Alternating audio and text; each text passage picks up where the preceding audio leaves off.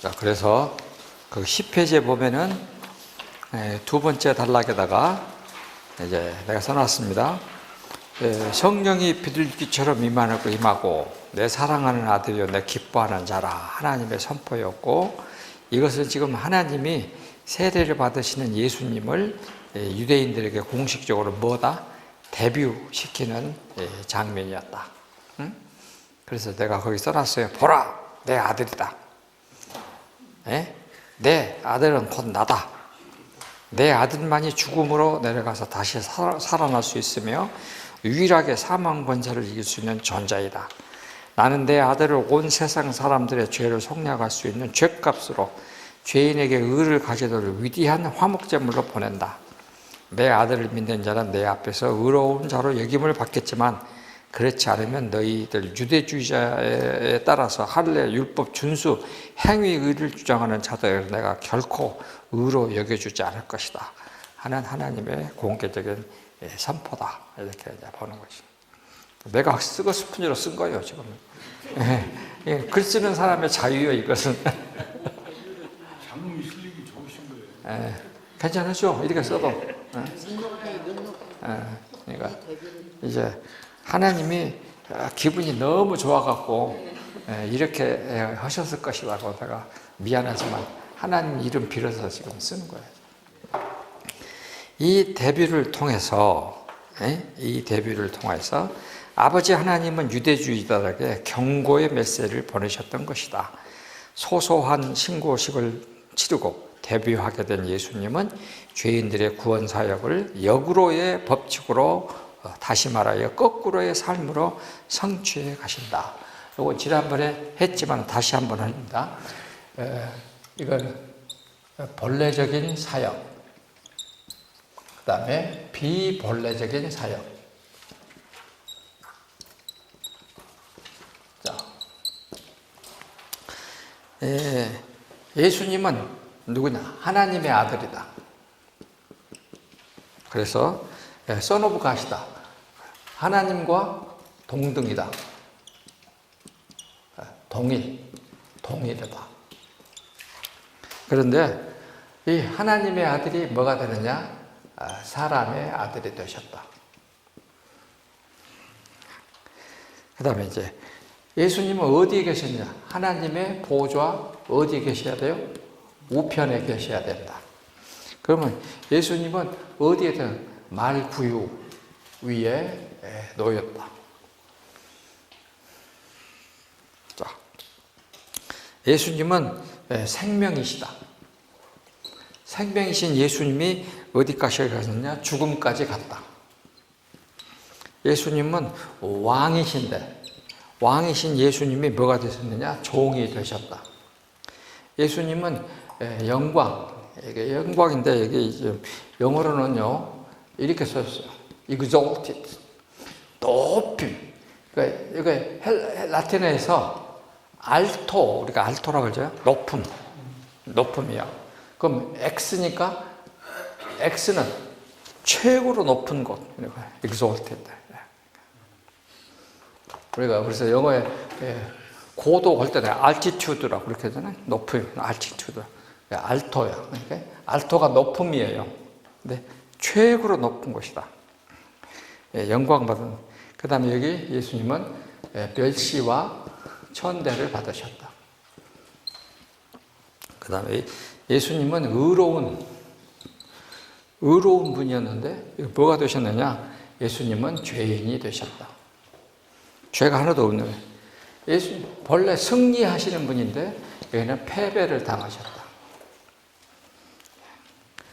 여기는 하늘나라에 계셔야 될 분이 어디까지 내려가셨느냐? 음부에까지 내려가셨다.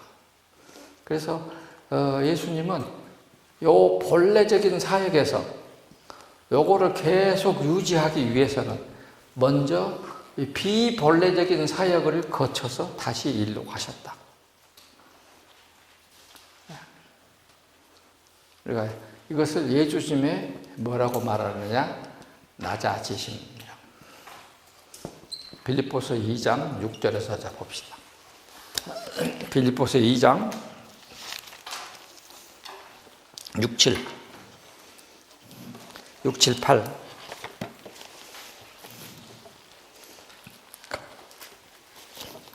자, 제가 이제 같이 읽습니다.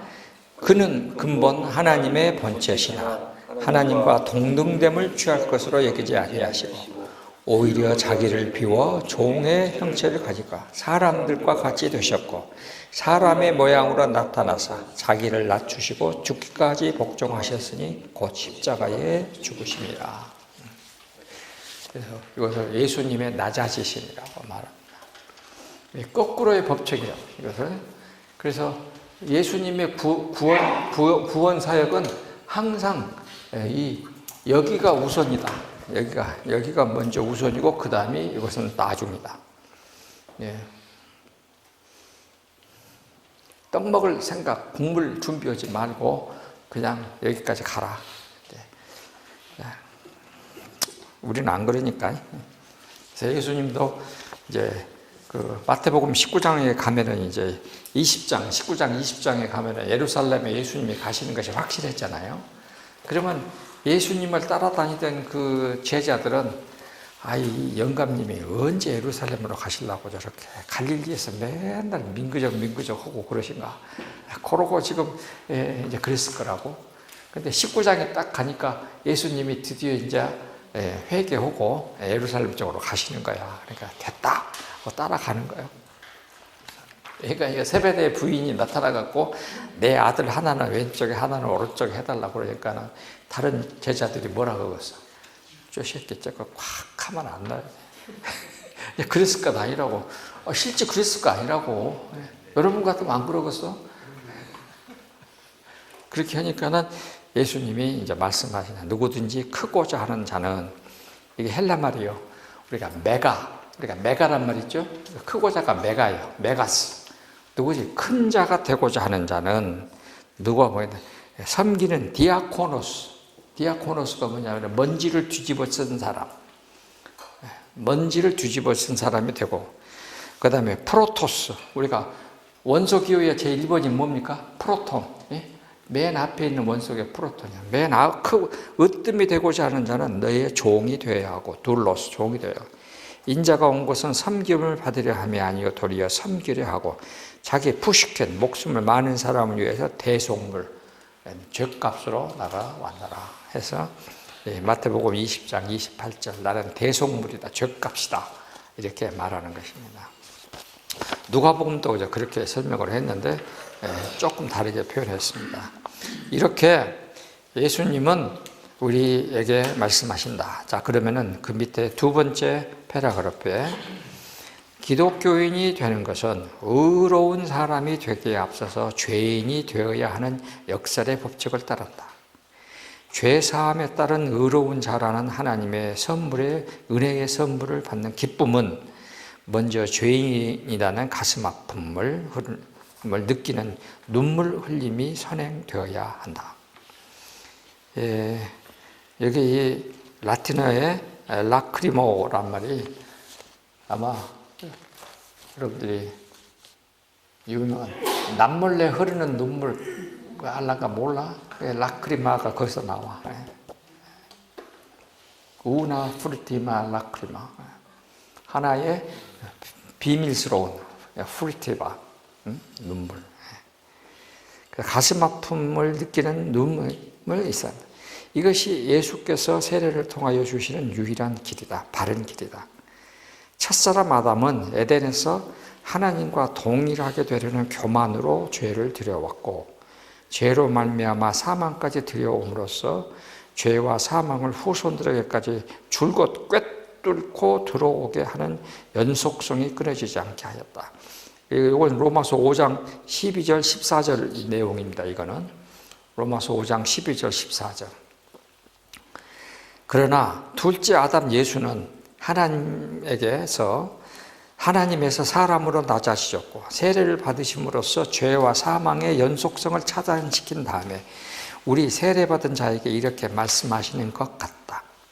너희들은 이제부터 개별자로 단독자로 자기의 믿음은 자기가 지키면서 살아가야 하는 책임적 존재로 바뀐 거야. 그런데 에덴에서 아담도 흔들어 놓았던 사단이 나도 흔들려 하고 있지 않아? 너희들인들 가만둘 것 같아? 이제부터 너희들은 이 길을 책임적 존재로서 외로운 길을 홀로 지켜내야 한다. 어떻게 지켜낼까 걱정되겠지. 하나님의 말씀으로 이겨내는 거야. 내가 그 길을 보여줄게. 세례 요한은 광야에서 사단의 시험을 말씀으로 이기는 거야. 잘 썼네. 네. 흐름이 잘하잖아. 이렇게 예수님은 거꾸로 썼다. 예수님은 에덴이 아담에게서 끊어지게 하였던 하나님과의 관계를 다시 회복할 수 있는 길을 보여주시기 위해서 어디로 가시냐? 광야로 이제 먼저 세례를 받으시고 그 다음에 광야에 가서 이어지게 하죠. 그러니까 요단강가에서 이어지게 했고 광야에서 이어지게 하는 거예요. 에덴에서 끊어졌지만은 그것을 다시 연속시켜 준다는 말을 이제 쓴 것입니다. 자, 그러면 광야에 40일 금식 기도로 가는 것입니다. 원래적인 이거 라틴어 이거 예.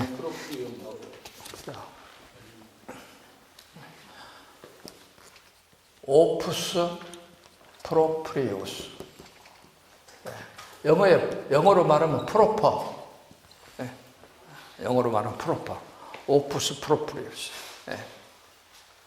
그러면 이제 비본래적인 것은 오프스 인 프로프리우스. 오프스 인 프로프리우스.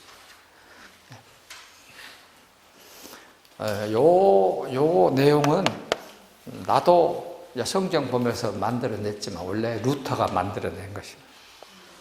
루터가 자자는 성경 해석이야. 루터는요 진짜 위대한 사람이야. 당신은 성경이 있었지만은 장절을 표시하지 않았습니다. 그때까지만 해도. 그리고 성경이 우리같이 이렇게 한목에 다 있지도 않았어. 그런데 참 어르신들은 어떻게 성경을 다 머릿속에 담고 있었는지. 그러니까 생각해보면 얼마나 성경을 많이 읽었을까 생각이 들어요. 그러니까 루터, 칼빈, 성 어거스틴 세 사람의 공통적인, 어거스틴은 354년에서 430년이야. 루터는 1483년에서 1546년이요. 근데 그렇게 긴 시간이 흩어졌는데 이 사람들은 그때 그 성경을 얼마나 많이 읽었을까. 그 사람들의 그 주석책을 보면 지금 우리가 말하고 있는 이런 그 구원에 관계된 내용들을 장절도 없이 그걸 그대로 갖다 다 옮겨놨어. 다. 내가 지난번에 언젠가 여러분에게 말했는가 모르는데 어거스틴이 그 펠라기우스라는 이제 뭐냐면은 유대주의자 같은 그런 행위 구원을 말하는 사람들이 있었어요. 그러니까 당시 로마 말기에 로마가 도덕적으로 말로 표현할 수 없이 타락을 했다. 그런데 어거스틴이 어렸을 때에 마니교라고 하는 사람들이 있었어. 그 사람들은 딱 멀리서 봐도 아주 꾀죄죄하고 아주 초라하고 이렇게 해서 지나가면 사람들이 와 저렇게 살아야 맞다 하고서 다 거기에 가서 어거스틴도 거기서 9년을 지냈어. 9년을. 그런데 보니까 사람이 그렇게 수도, 청빈 해가지고 구원하고는 상관이 없다는 것을 나오게 됩니다. 그러다 보니 어거스틴이 410년에 됐을 때 410년이 뭐냐면은 로마가 고트족에게 멸망이 돼요. 410년이 서로마가 무너져. 그러니까 로마에 있던 많은 유대교, 로마의 귀족들이 아프리카로 다 피신으로 왔어요. 근데 그때 펠라기우스라는 사람이 등장해갖고 이제 설교를 하는 거야. 우리 로마가 무너진 것은 우리가 도덕적으로 타락하고 부귀 영화에 찌들어가지고 이렇게 살았기 때문에 그런다. 그러면서 이 사람들은 고기도 안 먹고, 옷도 그냥 가장 쪼라하게 입고, 그러니까 부자들이, 저런 사람 우리가 도와줘야 돼 하고 헌금을 막 했어. 갑자기 우리 기도원처럼 부자가 되었어요. 그래서 이 펠라기우스 따르는 사람들이 아주 크게. 그런데 가만히 어거스틴이 들어보니까 이거는 율법주의 구원을 말하고 있거든. 그러니까 이제 어거스틴이 꽝 한 방 때리는 거지. 율법주의 행위로는 구원을 받을 수가 없다. 해가지고 논쟁이 붙었어요. 그것이 영어로 된 책인데, 한 요만큼, 이거 우리가 A4보다 조금 더 크고, 그래가지고 이거 두 줄로 나눠져가지고, 깨알 같은, 원래는 라틴어죠. 근데 그걸 영어로 번역해갖고, 책에 한 묶음이 한 800페이지 된 책이 있어. 그거를 내가 아무래도 번역을 해야겠다. 그래가지고 거기에 그 논쟁 한 8개인가 9개가 들어있어요. 거기에. 그거를 그냥 깨 같은 그 영어를, 그때는, 지금도 내가 눈이 좋지만 그때는 더 좋았으니까 안경도 없이 컴퓨터에다 넣고 그냥 매일같이 하루에 대여섯 시간씩 잠 안 자고 번역을 해서 출판을 했어요. 근데 진짜 놀라운 것은 각주도 하나도 없어. 원래 원본은. 그런데 1100년경에 베네딕트 수도회 수도사들이 그 책을 갖다 놓고 자기들이 재편집을 했어. 그래갖고 요거는 성경 어디다, 요거는 성경 어디다 다 각주를 달아놨어. 근데 한글로 번역한 책인데 한 페이지당 성경 구절이 각주가 보통 15개, 10개에서 20개씩 달려있어. 그 성경만 갖다 놨어, 성경만. 뭐 다른 거 하나도 없고 성경만. 뭐 누구는 이랬다, 그거 알고 다 성경은. 그래서 나도 거기서 배운 거야. 성경만 갖다 놓는 거야. 그래서 이제 이것을 처음에는 아리아 한글 컴퓨터에다 놓고 쳐기 시작했어. 그랬더니 각주가 페이지마다 10개씩 달리면 5페이지쯤 넘어가면 이거 인쇄가 안 되고. 그래갖고는 와, 이거 안 되겠다. 그때가 1992년 맥킨토시가 처음 나왔어. 옛날에 손으로 이렇게 들고도 가방처럼. 그때 그거 얼마나 비쌌는데. 무조건 샀어. 그래갖고 거기다 쳤어. 난 그때 이후로 지금까지 맥킨토시만 쓰는 거야. 맥만 써, 지금도. 그렇게 해서 그것을 이제 책을 번역에다 끝났어. 그래서 500페이지짜리 4권으로 됐어. 우리나라 말로 500페이지 4권. 인쇄소에서 인쇄를 안 해주려고 그래. 이거 누가 사서 보겠냐고. 그래서 내가 늘 거래하던 그 기독교 장로교 출판사가 있거든.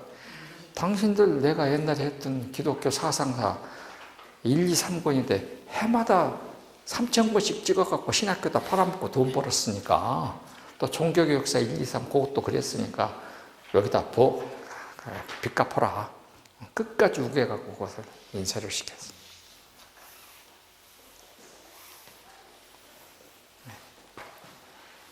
하여튼 진짜로 놀라운 사람들이에요. 근데 그 영감님들은 3가지 공통점이에요. 몇 가지 공통점이 있어요.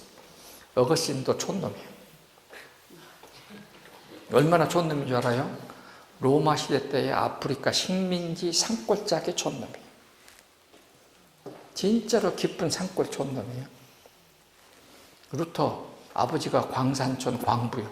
촌놈이에요. 칼빈, 여러분들이 누아르라고 거기 가보면, 우리 지난번에 스위스 열 때 거기도 촌놈이에요. 다 촌놈. 그 다음에 이 사람들의 공통적인 특징, 성경을 100% 머릿속에 넣고 사는 사람, Man of the Bible이다. 틀림없다. Man of the Bible.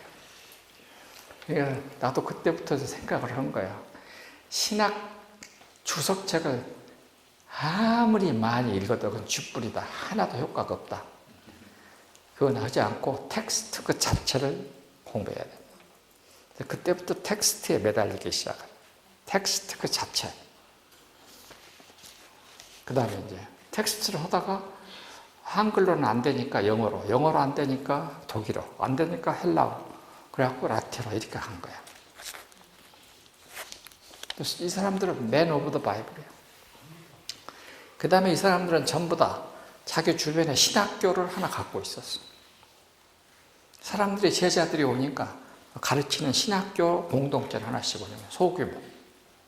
그 다음에 또 하나, 수도원적 경건의 공동체를 하나씩 또 가지고 있었어. 따르는 사람들이 많으니까. 그래서 배우는 사람들하고 경건의 공동체. 그리고 이단들이 나올 때는 이 사정없이 갔더니 칼로 패스. 이런 공동 특징들이 있어. 똑같아. 세 사람 다. 그러니까 그렇게 내가 느끼고 살았기 때문에 여러분들에게 이렇게 지금 말하고 하는 겁니다. 그 시간들 진짜로 공부지. 그거 하느라고 잠을 얼마나 많이 못 잤는데. 자, 아무튼 갑시다. 12쪽. 오늘은 이제 무조건 이거 끝나야 돼. 예수님의 광야 시험. 지금 이제 다음 주에는 공생애, 예수님의 공생애로 들어갑니다. 지금 공생애 준비고, 예수님의 공생애 이전의 삶에 대해서 이제 의인의 은총. 그래서 세례받은 사람은 누구냐? 자기의 구원에 대한 자기가 스스로를 책임지고 자기가 대답해야 될 책임적 존재가 된다는 것입니다. 요거를 여러분이 잘 아는 킬케고르는 뭐라고 말하냐면은, 우리 킬케고르는 철학자가 아니고 신학자입니다. 우리가 신 앞에 단독자라는 말로 표현했어요. 우리 모두는 다 하나님 앞에 단독자. 자기 스스로 어느 누구도 같이 옆에 안 있어.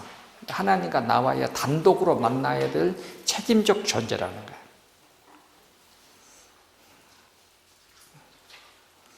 우리는 하나님 앞에 단독자로 만나야 된다. 서야 된다. 그래서 자기가 했던 지난 시간들에 대해서 다 자기가 책임져야 될 날이 온다.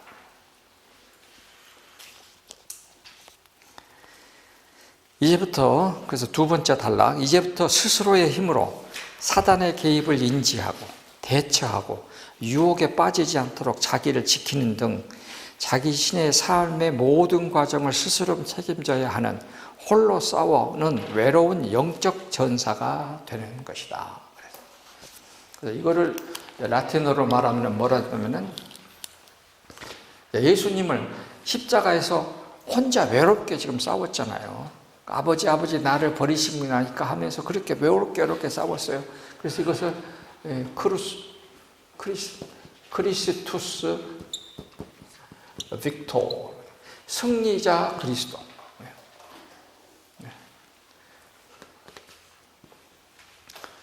승리자 그리스도라고 해요.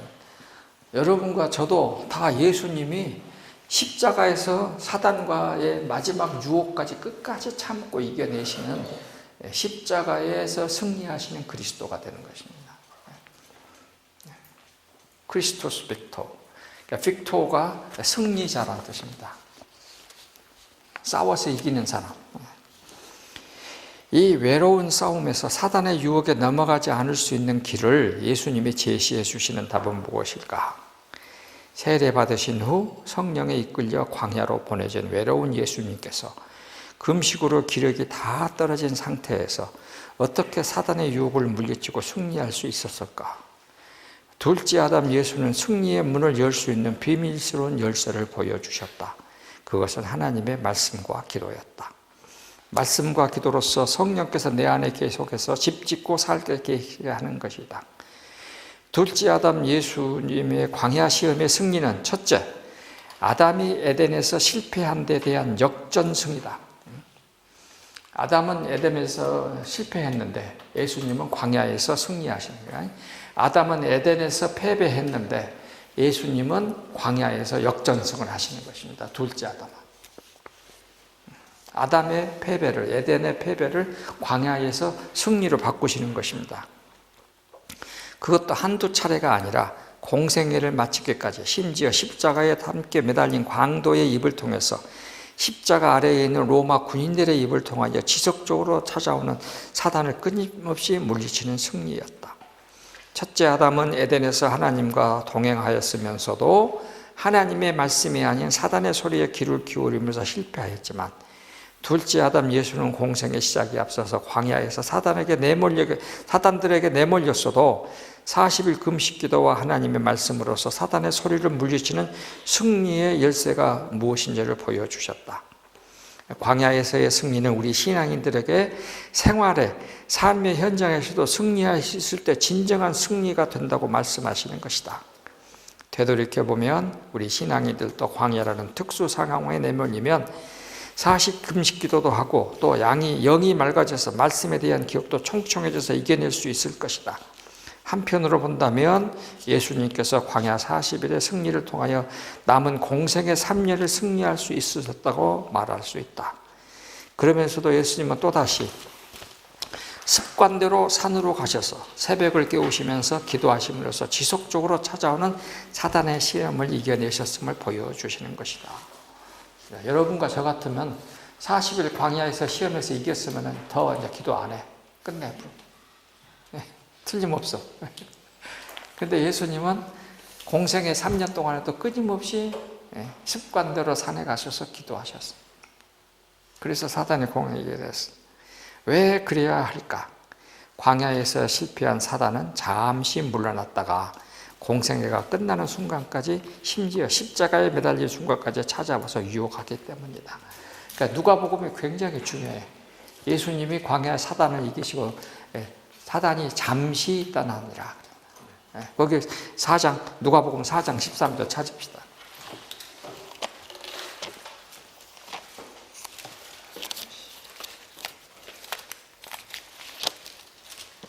누가복음 4장 13절.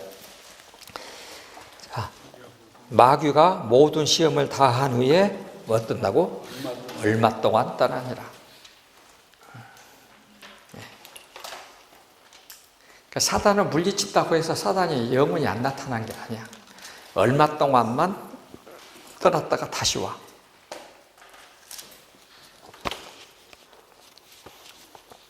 자, 사단의 마지막 유혹은 겟세마네 동산의 기도에서도 역력히 볼 수 있다. 이 잔을 마시지 않을 수 있다면 마시지 않겠나이다 라고 하나님의 뜻을 거부하려는 인간적인 의사표현은 예수님께서 사람이라는 사실을 명확하게 정확하게 밝혀주는 기도이다. 만일 예수님께서 담담하게 죽음을 싫어하는 거부 의사의 표현도 없이 십자가를 지셨다면 인간이 되셨음을 의심하게 할 것이다. 예수님은 어떻게 인간으로서 죽음 거부의 의지를 거두어 드렸을까? 1단계는 거기 보면은 거기 보여. 누가복음 22장 43절, 44절 보세요. 누가복음 22장 어떻게 하셨는가?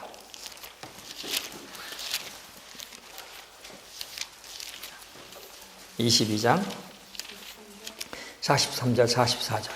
자, 천사가 하늘로부터 예수께 나타나 힘을 더하더라. 예수가 힘쓰고 애써 더욱 간절히 기도해. 땅에 떨어지는 땀이 땅에 지는 핏방울같이 되었다. 예수님이 이렇게 기도해서 천사가 나타나서 도왔다. 그렇게 가서 기도했더니 누가 어떻게 되냐? 천사가 나와서 도왔다. 내 뜻대로 마시고 아버지의 뜻대로 하시옵소서라고 1단계 사단의 유혹을 물리쳤다. 그리고 지난번에 2단계는 그 60kg가 넘는 무거운 십자가를 지고 가시는 것이었다.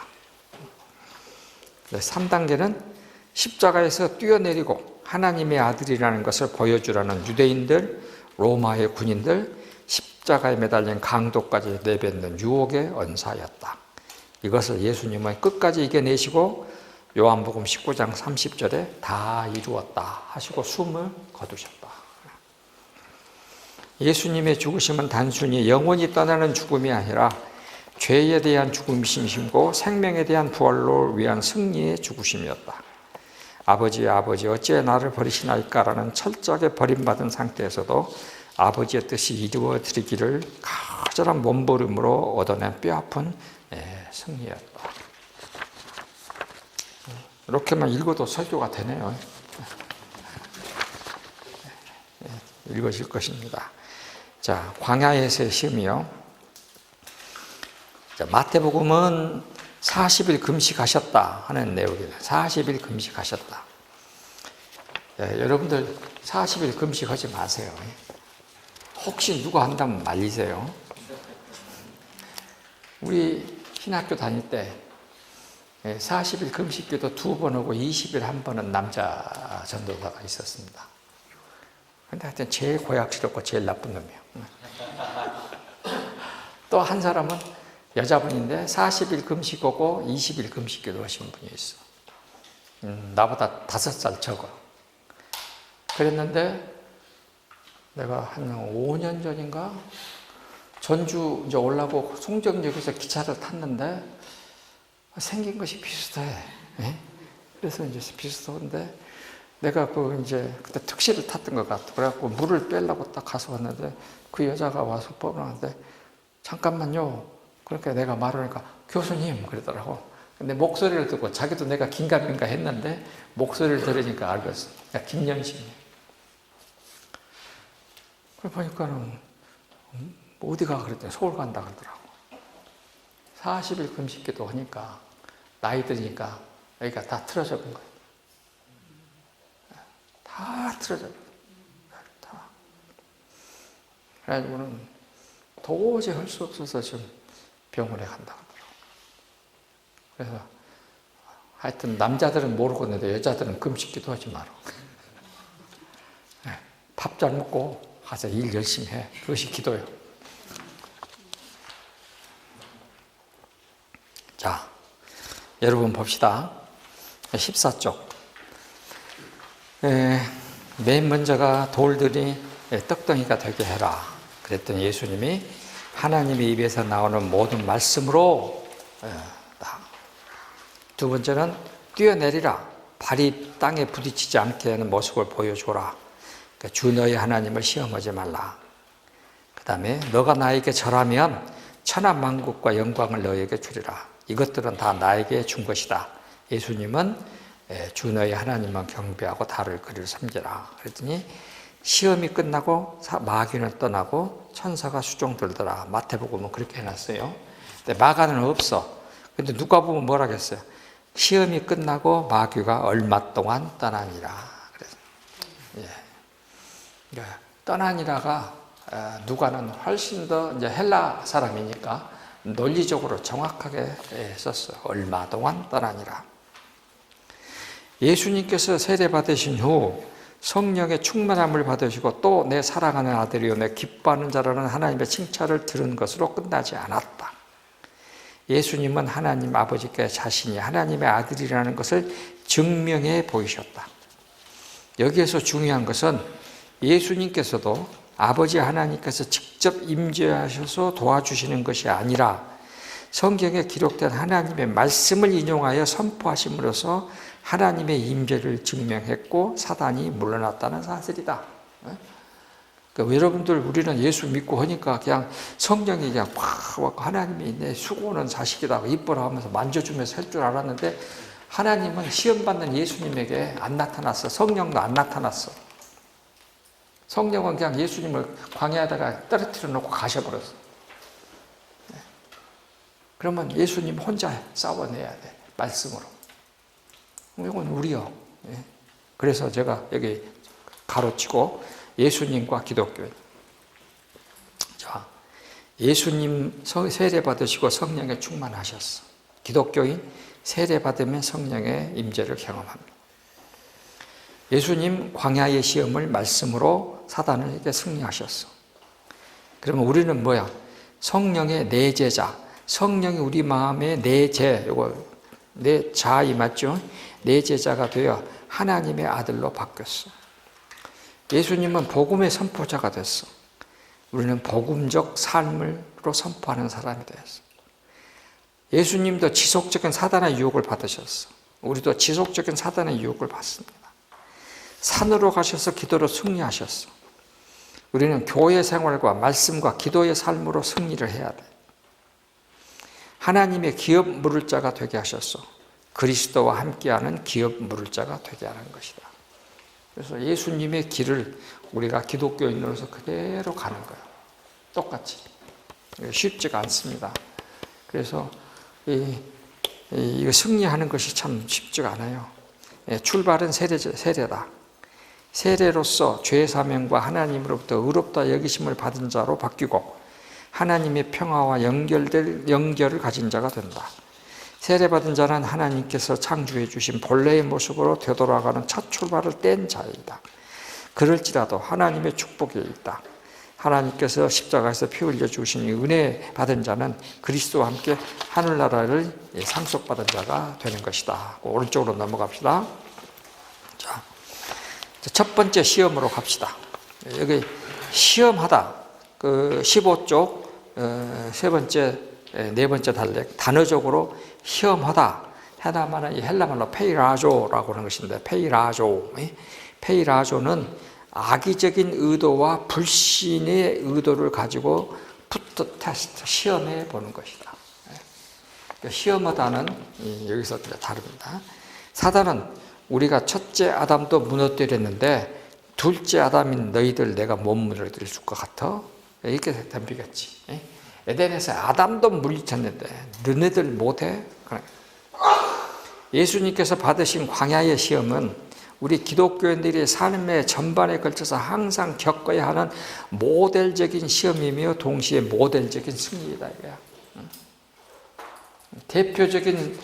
대표적인 시험이에요. 우리를 대신해서 예수님이 시험 받으시고 대표적인 승리예요. 모델적인 시험이고 모델적인 승리고 우리가 예수님을 믿는다고 하면 똑같은 길을 가야 돼. 사단은 둘째 아담과 둘째 아담에게도 시험하였는데 너희들 세례받은 첫째 아담과 둘째 아담에게도 내가 시험했는데 너희들 세례받은 기독교인들 찜이야 하면서 시험의 유혹을 보내는 것이다. 이렇게 볼 때 광야에서의 받으신 세 개의 시험들은 이스라엘 민족이 출애굽 이후 광야에서 받았던 세 개의 시험이고 현재를 살아가는 기독교인들이 날마다 겪고 또 겪어야 하는 신앙의 연륜이 쌓이면 쌓일수록 그 정도에 따라 적당하게 연속적으로 받게 되는 시험인 것이다. 그렇습니다. 여러분들 확실히 그걸 알으셔야 돼요. 신앙의 정도가 한 단계 올라가면 사단도 거기에 맞춰서 한 단계 높여서 우리에게 시험하고 두 단계 올라가면 두 단계 높여서 시험하고 틀림없습니다. 그렇게 다. 아무튼 이거 시험 잘 이겨내야 돼. 근데 시험을 이길 때에 하나님이 예수님 광야에서 시험 받을 때 와서 사람이 오메 내 새끼 고생한다고 안 했어. 하나님이 나 안 도와준다고 하나님 원망하지 마라. 내가 해서 내가 이겨내야 돼. 여러분 다시 말하지만 우리는 책임적 존재예요. 그래서 우리 기독교가 가지고 있는 가장 큰 중요한 두 가지 가치, 자발적 동의. 그러니까 기독교인 신앙이 되는 것은 자발적 동의야. 억지로 시켜서 하는 것이 아니고 내가 자발적으로 참여하는 거야. 자발적 동의와 자발적 참여. 그 다음에 두 번째, 책임적 존재. 평생 책임적 존재로 사는 거야. 그러니까 여러분들 우리 학교 저기 후문에 들어오면은 전도서 12장 1절, 2절, 3절 청년이여 너희 즐거워하라 뭐 그렇게 써졌잖아요. 거기 보면 핵심이 그거예요. 내가 그 본문을 중심으로 설교를 많이 했어요. 자유와 책임. 자유와 책임이에요. 우리 기독교인들에게는 굉장히 중요한 두 가치야. 자발적, 자유적이야. 그러니까 자발적으로 동의하고 거기 참여하고 그러나 그것에 따른 책임은 아무도 안 져준다. 내가 져야 된다. 그래서 아주 외로운 단독자로 언젠가는 하나님 앞에 서서 내가 다 나 자신에 대해서 책임을 져야 된다. 그래서 우리 기독교가 현재와 같이 이렇게 그 짧은 시간 안에 다른 종교를 다 물리치고 이렇게 기독교가 유일하게 살아남을 수 있는 이유가 뭘까? 많은 사람들이 궁금해할 것 아닙니까? 그래서 많은 신학자들이 그것을 다 바라봤어요.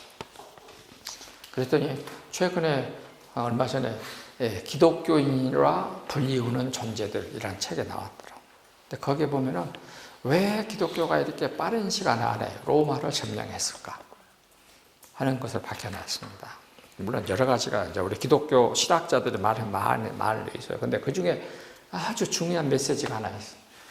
기독교는 책의 종교였다. 기독교는 처음부터 성경이라는 책을 가지고 시작했다. 그래가지고 기독교인 공동체들은 성경이라는 책을 읽고 토론하고 생각하고 서로 반성하고 하는 그런 종교였다는 것입니다. 가만히 보세요. 불교 어쩌습니까? 가서 탑돌이하고 공들이고 공쌓고 서로 그것이 없어. 책을 놓고 그것은 스님들이나 하고 대충 그쪽 일이지. 우리 스님들도 대부분이 그거 몇 사람만 하고 다 안 해. 나 군대 있을 때 우리 부대에 고문관이 하나 있었어요. 여자분들은 몰라 고문관. 근데 좌양좌 우양우를 못해. 요것이 안 돼. 요것이 안 돼. 뒤로 돌아는 절대 더 안 되고. 그러니까 막 두들겨 패고 했는데 끝까지 안 돼. 그래갖고 나중에 알고 보니까 5살 때 절에 들어가서 스님했대. 그래갖고 때가 돼갖고 이제 부대에 온 거예요. 우리 내무반에 있어요. 그 친구 때문에 우리도 고생 얼마나 많이 했는데. 고문관이야. 그런데 옛날에 다 그런 사람들이 스님이 많이 됐어. 근데 기독교는 안 그랬어. 여러분 알죠? 중세 때에 왕이 아들을 낳으면 제일 똑똑한 놈 사제 만들고, 두 번째 똑똑한 놈 임금 만들고, 세 번째 똑똑한 놈 기사 만들고. 이것이 중세의 제도야. 그래서 우리 기독교는 시작할 때부터서 사회의 상류층에 속하는 지식층들이 참여해서 공부하고 토론하고 논의하고 하는 기독교다. 근데 어떤 사람들, 교회 장로님들, 집사님한테 성경 공부합시다. 아이고, 나는 공부는 딱질색이다고. 그런 사람들이 있어. 네. 어찌거요? 지가 알아서 가야지. 자, 15페이지. 배부르게 하라. 첫 번째 시험이야. 네. 먹을 것 갖다 줘라. 배부르게 해라. 이거는 여러분들이 다 읽으시면 됩니다. 1, 2, 3, 4. 굉장히 내가 말을 멋있게 써놨으니까. 거기 17절 한번, 17페이지 봅시다. 자, 무엇이 진짜 배고픈 것이냐? 아모스와 호세아 시대에 얘기를 했고, 두 선지자는 가운데 두 선지자는 다 같이 하나님의 말씀으로 돌아가자고 외친다. 호세아는 그들이 아담처럼 언약을 어기고 거기서 나를 반역하였느니라. 내가 하나님의 율법을 잊었으니 나도 너희 자녀들을 잊어버리리라. 나는 인애를 원하고 제사를 원하지 아니하며 번제보다 하나님 아는 것을 원하노라고 선포했고, 아모스는 보라 날이 이를지라 내가 기근을 땅에 보내리니 양식이 없어 주림이 아니요 물이 없어 가람이 아니요 여호와의 말씀을 듣지 못한 기갈이라고 하였다. 이 구절 아주 유명한 구절들입니다. 호세아 6장 7절, 8절, 4장 6절, 아모스 8장 11절. 그러면 오늘날 우리 시대도 예배는 많이 있는데 말씀이 진짜 있는가? 여러분들도 교회 생활을 그렇게 몇십 년씩 다녔는데 하나님의 말씀을 내 몸에 담고 사는가? 배부를 만큼 먹고 사는가? 하는 질문을 지금 해보는 것입니다. 자, 그 다음에 여기 18페이지 니은 두 번째 시험 보여주라. 내가 보면 믿겠다 하는 것이요. 보여주라. 보면 믿겠다. 자, 이 보면 믿겠다라고 하는 첫 번째가 금송아지. 금송아지. 자, 이스라엘 사람들이 1월 14일 날 출애굽해가지고 3월 1일 날 시내산에 도착했습니다. 그래가지고 모세가 산에 올라갔어. 이게 모세는 호렙산에 올라가서 40일 금식기도 하고 지금 하나님과 만나고 있어. 그러면 올라가는데 하루 걸렸을 것이고 가기 전에 3일 준비하고 가는데 하루, 여기에 40일 금식하고 또 내려오는데 하루 했으면 왔다 갔다 하면 한 5일, 거의 한 50일 이제 자리를 떴을 거예요. 여러분들은 그냥 40일 갔다 왔다 이렇게만 생각했는데 이렇게 생각하면 훨씬 더 실감이 나죠. 가기 전에 어떻게 했다? 3일 동안 옷도 빨래하고 몸도 씻고 이렇게 하면서 자기를 청결하게 해. 가는데 하루, 하나님 가서 만나서 40일, 또 하루는 내려와야 되고 이렇게 해서 최소한 이 정도의 시간이 한번 올라갔다 내려오는데 필요했다. 그러면은 이스라엘 사람들은 모세가 안 보이니까 모세를 뭐라고 생각했느냐? 우리를 인도할 신이라고 생각을 했어. 모세는 이미 신이 되어 있었어. 그런데 그 신이 지금 40일 동안 안 보이는 거야. 그러니까 사람들이 광야에 와갖고 아주 그냥 깜짝 놀랐지. 그러면 광야에 있는데 주변에 있는 부족들이 가만히 뒀겠어? 계속해서 쳐들어왔겠지. 그러니까는 그 물리칠 수 있는 지도자도 없고, 그러니까 사람들이 금송아지를 만든 것이. 자, 그러면은 제가 여러분들에게 또 말씀했지만은 모세가 산 위에 있는 동안에 하나님이 모세에게 뭐라고 말하나? 출애굽기 32장 보세요.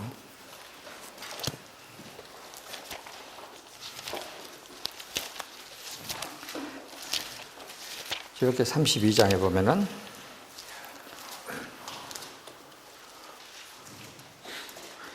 출애굽기 32장 7절 여호와께서 모세에게 이르시되 너는 내려가라 너가 애굽 땅에서 인도하여 낸 너의 백성이 부패하였도다 그렇게 말해요.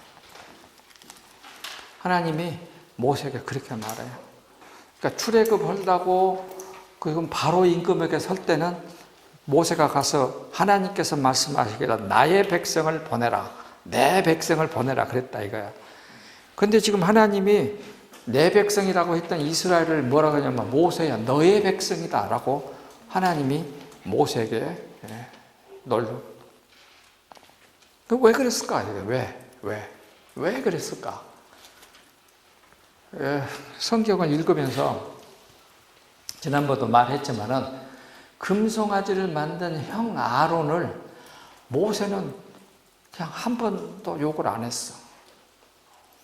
그리고 출애굽할 때도 형 아론하고 같이 쭉 마지막까지 같이 갔어.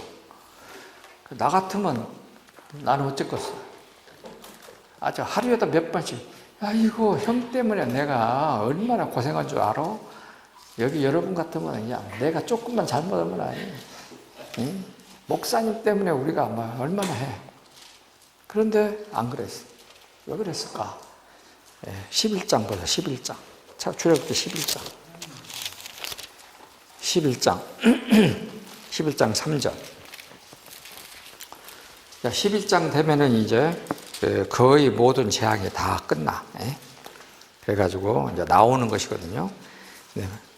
여호와께서 그 백성으로 애굽 사람의 은혜를 받게 하셔서 그 사람 모세는 애굽 땅에 있는 바로의 신하와 백성의 눈에 뭐하게 보였다? 아주 위대하게 보였다. 이제 여기 9번째 재앙이 끝나고 나오는 10번째 재앙은 12장이니까 그렇게 해서 이 모세가 이제 백성들에게 또 애굽의 신하들에게 신처럼 위대하게 보였다 이거야. 그러면 요 성경을 기록한 사람이 모세예요. 모세가 지금 자기 손으로 이렇게 기록했어. 그러니까 자기가 되돌아봤겠지. 내가 백성들에게 언제부터 신처럼 보였을까? 아, 그때가 열 재앙 이스라엘에게 다 퍼낼 때 그때였겠구나. 그때부터 내가 사람들에게 위대하게 보였을 거고 신처럼 보였을 것이다. 그러니까 내가 40일 넘던 동안에 사람들이 나를 신으로 생각하고 신의 모습으로 만든 것이 이집트에서 맨날 금송아지 봤으니까 금송아지로 만들어내었을 거야. 뭐 금송아지는 모습은 금송아지인데 내용은 누구요? 모세다. 외형은 금송아지인데 내용은 모세예요. 나 모세가 금송아지구나. 그렇게 생각합니다. 내가 우리 백성들에게 이렇게 하나님 대신 하나님만큼 위대하게 보였구나. 그래서 그것을 느끼고 반성하고 그래서 이제 쭉 이렇게 32장 보면은 이제 하나님이여 우리 형을 용서해 주시옵소서. 만일 안 그러면 차라리 나를 죽이시옵소서. 32장 보세요. 이렇게 32장.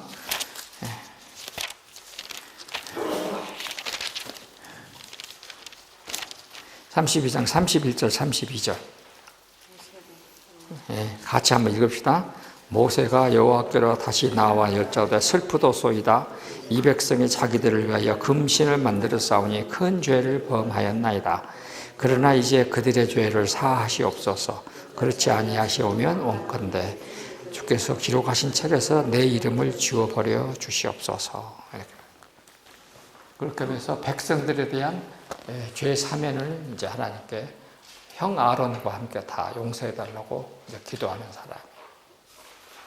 그러니까 이 금송아지 이퀄 누구라고? 모세다 이거예요. 금송아지가.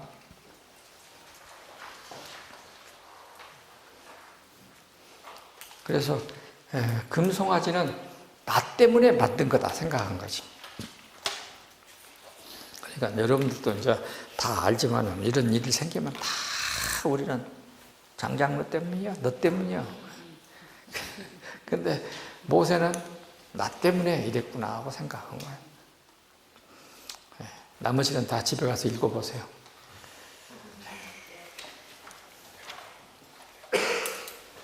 다 읽어보시면 압니다.